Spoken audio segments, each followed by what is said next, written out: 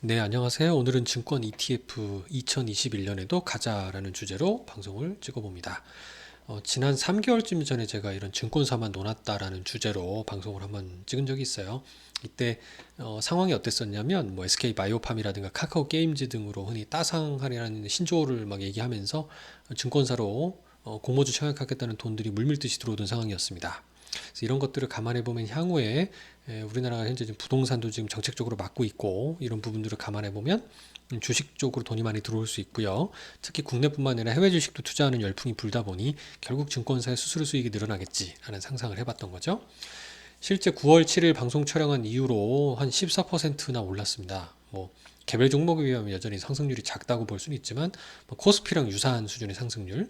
하지만 우리 코로나가 되게 심했었던 3월 20일 날 폭락장 이후에 투자를 했다면 거의 한 100% 정도의 놀라운 수익률을 기록을 하고 있는 상황입니다. 코스피 대비해서도 굉장히 우수한 성과를 내고 있는 거죠.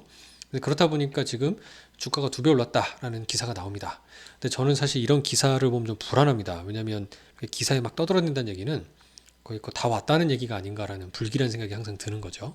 그래서 내년 전망도 맑음이라고 해서 사실은 저는 좀 더 오를 거라고 개인적으로 생각이 들지만 뭐 이런 증권사 이런 걸 분석하는 분석가들 있잖아요. 애널리스트들은 어떻게 생각하는지를 한번 찾아봤어요. 그랬더니 일단 그 MTS 모바일 쪽에서 그래도 가장 일가견이 있고 많은 거래가 이루어지고 있는 키움증권. 저도 사실 키움증권을 통해서 그 학교 다닐 때부터 이 증권 이 비즈니스 좀 관심을 좀 갖게 되고 주식도 좀 거래했던 이력이 있다 보니까 이 키움증권에서 지난 12월 15일 날 발간한 2021년 전망 보고서가 있어요. 이걸 전체를 언급을 하는 건 저작권적인 문제가 있기 때문에 일단 증권 애널리스트 담당이신 유근탁님께 다시 한번 감사 말씀을 드리고 이 내용은 제가 잘 봤지만 이 중에 정말 일부 키워드만 발췌해서 드리도록 하겠습니다. 필요하신 부분은 이분께 연락을 해서 원문을 뭐 요청을 하시거나 키움증권을 거래하시는 분들이라면 아마 다운받아 쉽게 보실 거라고 생각이 됩니다. 이분의 키워드는 이렇습니다. 증권업종에 대해 오버웨이트, 그러니까 내년에도 투자 추천하겠다. 그러니까 비중을 더 초과해서 투자해라.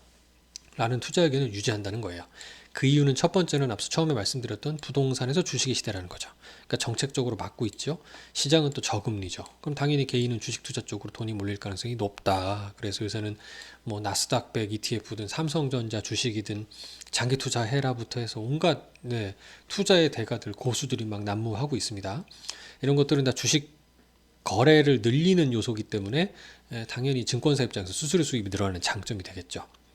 투자 패턴 변화도 요새 2030 세대가 펀드보다는 해외 주식이나 직접 투자 형태로 전환을 하고 있다는 것도 결론은 해외 주식도 수수료가 더 많이 남거든요. 그러니까 이런 부분이 굉장히 증권사에 유리하다.